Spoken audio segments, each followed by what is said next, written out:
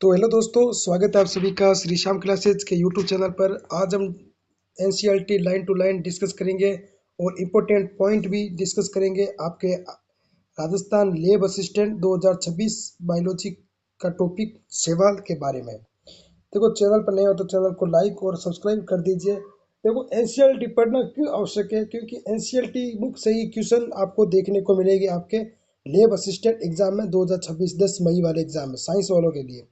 आज तो डिस्कस करेंगे सवाल एकदम डिटेल से और इम्पोर्टेंट पॉइंट भी मैं आपको इस एनसीईआरटी बुक से बता दूंगा। तो अंत तक बने रहिए वीडियो के साथ। तो बात करते हैं सवाल। सवाल का मतलब होता है एलगी। एलगी देखिए फिर क्या होती है सवाल। देखो, सवाल क्लोरोफिल युक्त होती है। क्लोरोफिल मतलब क्या होता है? क्लोरोफिल, आपने कभी पत्ती देखी हो कि पत्ती, पेड़ की पत्ती हरी होती है? वो क्यों होती है? क्योंकि उसमें क्लोरोफिल पाया जाता है। तो शैवाल में भी क्लोरोफिल पाया जाता है और शैवाल होती है हरी। आपने कभी कभार समुद्रों में, तालाब में, पोखर में, या कोई कुंड है, कोई मटकी है पानी की भरा हुआ, कोई घड़ा है, उसमें आप हरी हरी कोई देखे होगे आसपास के कॉर्नर में, तो उसे ही शैवाल कहते हैं। शैवाल हम सामान्य भाषा में उसे काई भी कहते हैं। देखो, सरल और थैलोइड होती है, मतलब थैली के समान होती है शैवाल।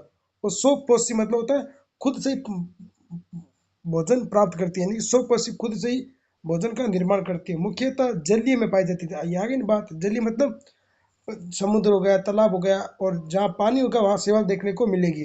अलवणीय जल तथा समुद्र दोनों में पाई जाती है, समुद्र में देखने को मिलती है। और जीव है, शैवाल एक प्रकार का जीव ही है। वे अन्य आवास जैसे नम युक्त है, यानी कि कोई एक ऐसा स्थल जहाँ नमी है, यानी कि थोड़ी थोड़ी गर्माश है, तो नमी युक्त जैसे जैसे कि पत्थरों, मिट्टी, लकड़ी लकड़ी लकड़ी पर देखी जा सकती है शैवाल को। लकड़ी में भी पाए जाता है।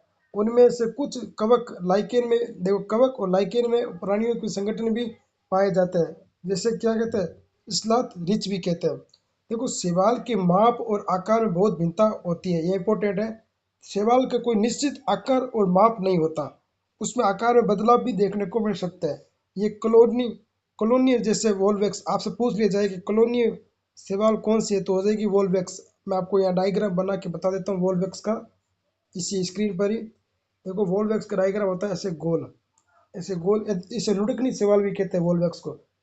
इस टाइप से आपको वॉल्वैक्स का डायग्राम देखने को मिल सकता है। इस टाइप का आपको डायग्राम देखने को मिल सकता है वॉल्वैक्स का। ये तंतुमय जैसे यूरोथ्रोसिक्स और स्पारोगाइरा तक हो सकते हैं। देखो, वॉल्वैक्स तथा तंतुमय होते हैं, जैसे यूलोथ्रेक्स और स्पारोगाइरा तक हो सकते हैं। इनमें से कुछ सेवा जैसे क्लप बहुत विशालकाय होते हैं। क्लप नाम की सेवा होती है जो बहुत ही विशालकाय यानी बड़ी होती है।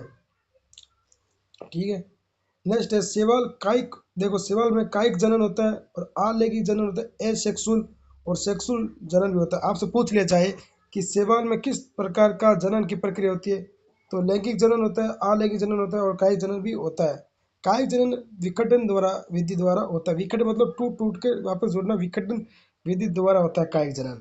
इसके प्रत्येक खंड इसके प्रत्येक खंड से थैलेस बनते हैं, थैलेस बन जाते हैं। ठीक है, कायिक खंड से, विखंडन खंड से। ठीक है, कायिक जनन से विखंडन विधि द्वारा थैलेस बन जाता है। अलैंगिक जनन विभिन्न प्रकार के बीजाणु द्वारा होता है, यानी विभिन्न प्रकार के बीजाणु द्वारा होता है। और सामान्यतः इन बीजाणु को क्या कहते हैं? जू स्पोर कहते हैं। ये इंपॉर्टेंट आपका पॉइंट, जू स्पोर कहते हैं। इनमें कसाबिका और फ्लैजिला होता है, ये भी इंपॉर्टेंट है। हाँ, देखो, सामान्यतः ये बीजाणु जू स्पोर होते हैं। इनमें कसाबिका, फ्लैजिला भी होता है और चलायमान होता है। देखो, चलायमान क्या होती है? यानी कि वो शैवाल एक जगह से दूसरी जगह पर भी गति कर सकती है, यानी कि फैलाव हो सकता है शैवाल का। अंकुरण अंकुरण के बाद उनमें पौधे पौधे बन जाते हैं। अंकुरण के बाद लैंगिक जनन में दो युग्मक संकलित होते हैं। ये युग्मक कसाबिका युक्त, फ्लैजिला युक्त तथा माप में समान हो सकते हैं, जैसे यूलेट्रिक्स और अथवा फ्लैजिला विहीन, यानी कि फ्लैजिला इसमें नहीं पाया जाता, लेकिन समान माप वाले हो सकते हैं, जैसे स्पोरोगाइर आपका एग्जाम्पल है। ऐसे जनन को हम क्या कहते हैं? समयुग्मक की कहते हैं। ये आपका इंपॉर्टेंट है, यहाँ से एमसीक्यू बन सकता है आपके लैब असिस्टेंट में। जब विभिन्न विभिन्न माप वाले दो युग्मक संकलित होते हैं, जब विभिन्न माप वाले दो युग्मक संकलित होते हैं तो उसे असंग युग्मकी कहते हैं। ये भी इम्पोर्टेंट है। जैसे आपका एग्जाम्पल हो जाएगा यूडोराइना। यूडोराइना की एक स्पीसीज विषम युग्मक की लैंगिक जनन में से एक बड़े अचल स्तैनिक स्तनिक मादा युग्मक से एक छोटा चलायमान नर युग्मक संवर्धित होता है, जिसे वोल्वैक्स, जिसे क्या कहते हैं, वोल्वैक्स और फ्यूकस भी कहते हैं। अब ये नेक्स्ट पॉइंट है आपका इंपॉर्टेंट सवाल का। सेवाल यानी कि एल्गी वर्ग तथा उनके महत्वपूर्ण गुणों का सारांश तालिका में दिया गया है। मैं आगे, मनुष्य के लिए सेवाल बहुत उपयोगी है। देखो मनुष्य में सेवाल उपयोगी क्यों है, कभी आप सोचते हैं? क्योंकि जो अंतरिक्ष में जाने वाले होते हैं साइंटिस्ट, वो भोजन के रूप में सेवाल का उपयोग करते हैं। उसे अगार अगार सेवाल कहते हैं। ठीक है। पृथ्वी पर प्रकाश संश्लेषण यानी कि फोटोसिंथेसिस के दौरान कुल स्थिरीकृत कार्बन डाइऑक्साइड का लगभग आधा भाग सेवाल स्थिर करता है। यानी कि जो सूर्य का प्रकाश ऊर्जा होती है उससे आधा भाग तो सेवाल करती है ग्रहण और एनर्जी के लिए, सिंथेसिस, फोटोसिंथेसिस के लिए। और इसमें क्लोरोफिल भी पाया जाता है सेवाल में। प्रकाश संश्लेषी, देखो ये देखो आपका एग्जाम्पल डायग्राम आ चुका है वोल्वैक्स का, लुडकनी सेवाल। थोड़ा मैं जूम कम कर देता हूँ। हाँ, ये देखो सेवाल का डायग्राम। देखो सेवाल में आपको हरित सेवाल, भूरी सेवाल, लाल सेवाल, इसके बारे में पढ़ेंगे हम आगे। वोलबॉक्स, लेमिनेरिया, फोरोफाइरा, यूलेक्ट्रिक्सा, फ्यूकस, पोलीसाइफोनिया, टेक्टोटा, ये डायग्राम भी पूछा जा सकता है। अब हम पढ़ेंगे वर्गीकरण, यानी कि सेवालों को कितने भागों में बांटा गया है। यह आपका ये डायग्राम आपका वेरी वेरी इंपॉर्टेंट है आपके एग्जाम के लिए। तो देखते हैं फिर सेवालों के डिवीजन, अनुभाग तथा उनके प्रमुख अभिलक्षण। डिवीजन की बात करें तो क्लोरोफाइसी, क्लोरोफाइसी होती है आपकी हरी सेवाल, हरे सेवाल, जिसमें पिगमेंट क्या पाया जाता है आपका, क्लोरोफिल ए और क्लोरोफिल बी पाया जाता है। भोजन किस रूप में होता है, स्टार्च के रूप में होता है। कोशिका भित्ति होती है, हाँ होती है, किसकी, सेलुलोज की। ये क्वेश्चन बन सकता है, ये डायग्राम आपको अपने नोटबुक में ऐड कर लेना है। और फ्लैजिला की संख्या, उनकी निवेशन की संख्या 2 से 8 समान शीर्ष में होती है। आवाज कहाँ होता है, देखो कहाँ देखने को मिलेगी, अलवणीय जल और लवणीय जल और खारा जल, यानी समुद्र में देखने को मिल जाएगी। इसके बाद आती है आपको आपकी फ्यूफाइसी, जिसे हम भूरी शैवाल कहते हैं। इसमें क्लोरोफिल ए और सी और फ्यूकोजेंथिन भी पाया जाता है। और इसमें भोजन किसमें पाया जाता है, मैनिटोल और लेमिनेरिया। और इसकी भित्ति बात कर ले तो भित्ति आपकी सेलुलोज तथा एलिजिन एलिजिन एल्जिन की देखने को मिलती है। ये यहाँ से आपको 100% आपके लैब असिस्टेंट में क्वेश्चन देखने को मिलेगा। और इसकी बात कर लेते हैं फ्रेल्जे की संख्या, तो असमान और प्रसवीय देखने को मिलती है। और इस आवास तो अलवणीय जल, बहुत कम खारा जल और अलवणीय जल। इसके बाद आती है हमारी रोडोफाइसी, रेडोफाइसी, जिसका नाम है लाल सेवाल। नाम से पता चला, रेड का मतलब होता है लाल, लाल सेवाल, जिसमें क्या पाए जाते हैं, क्लोरोफिल ए और क्लोरोफिल डी और 5 को एरिथिन नाम का पाया जाता है। एरिथिन मतलब एरिथ्रोसाइट, आपने आरबीसी पढ़ा, उसने एरिथ्रोसाइट हम कह सकते हैं। इसमें भोजन किसमें पाया जाता है, फ्लोरिडियन, फ्लोरिडियन स्टार्च। और कोशिका भित्ति होती है सेलुलोज की। और फ्लैजिला इसमें अनुपस्थित होता है, ये इंपॉर्टेंट है, अनुपस्थित होता है। और कहाँ देखने को मिलेगी, अलवणीय जल और कुछ खारा जल और लवण में देखने को मिलेगी। यानी कि ज्यादातर सेवल आपको जल में ही देखने को मिलेगी, पानी में। अब कुछ इंपोर्टेंट पॉइंट पढ़ लेते हैं। वेरी इंपोर्टेंट तो आपकी सारणी है। जीव होने के कारण शैवाल अपने आसपास के पर्यावरण में घुलित ऑक्सीजन का स्तर बढ़ा देता है। ये ऊर्जा के प्राथमिक उत्पादक होने के कारण बहुत महत्वपूर्ण है, ये इंपॉर्टेंट है। क्योंकि ये जलीय प्राणियों के खाद्य चक्रों का आधार और फोरोफाइरा, लेमिनेरिया और सारागासम की बहुत सी स्पीसीज प्रजाति जो समुद्र के शीतल स्पीसीज प्रजाति में से है। भोजन के रूप में उपयोग की जाने वाली कुछ समुद्र भूरे और लाल शैवाल बहुत ही अधिक केराजिन लाल शैवाल से उत्पादन करता है। ये लाइन इंपॉर्टेंट है, जिनका व्यवसायिक उपयोग भी होता है, यानी कि इंडस्ट्री में उपयोग होता है। जैसे कि जिनेडियम ग्रेसिलेरिया में अगार प्राप्त होता है। इसका उपयोग सूक्ष्म जीवी यानी कि बैक्टीरिया होता है, सूक्ष्म जीवियों और संवर्धन और आइसक्रीम और जेली बनाने में किया जाता है। देखो आपसे पूछ लिया जाए कि आइसक्रीम और जेली बनाने में कौन सी शैवाल का उपयोग किया जाता है, तो जेनेटियम और गैसिलेरिया, ये इंपॉर्टेंट है। और क्रोलेला और स्प्रोलाइना एक कोशिका शैवाल है जिनमें प्रोटीन प्रचुर मात्रा में होता है, बहुत ज्यादा प्रोटीन देखने को मिलेगी। ये इंपॉर्टेंट है, किसमें, क्लोरेला और स्प्रोलेला, स्प्रोलेला, ठीक है। इसमें कोशिका शैवाल में प्रोटीन बहुत मात्रा में देखने को मिलता है। यहाँ तक कि इसका उपयोग अंतरिक्ष यात्री, आगे की बात है, अंतरिक्ष यात्री भोजन के रूप में करते हैं। आपसे पूछ ले जाए कि अंतरिक्ष यात्री भोजन के रूप में कौन सी शैवाल का उपयोग करता है, ठीक है। तो देखो अंतरिक्ष यात्री में भोजन के रूप में होता है शैवाल, 3 प्रमुख विभक्त में बांटा गया है। यानी कि आपसे पूछ ले जाए कि शैवालों को एल्गी को कितने भागों में डिवीजन किया गया था, 3 भागों में। क्लोरोफाइसी, वियोफाइसी और रोडोफाइसी। तो आज हम पढ़ लेते हैं क्लोरोफाइसी, इसके बारे में डिटेल से। देखो क्लोरोफाइसी क्या होती है, भूरी शैवाल। क्लोरोफाइसी के सदस्य को हरा शैवाल कहते हैं।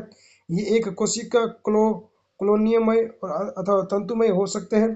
क्लोरोफिल ए और बी के प्रभावी होने के कारण इनका रंग हरी घास की तरह होता है।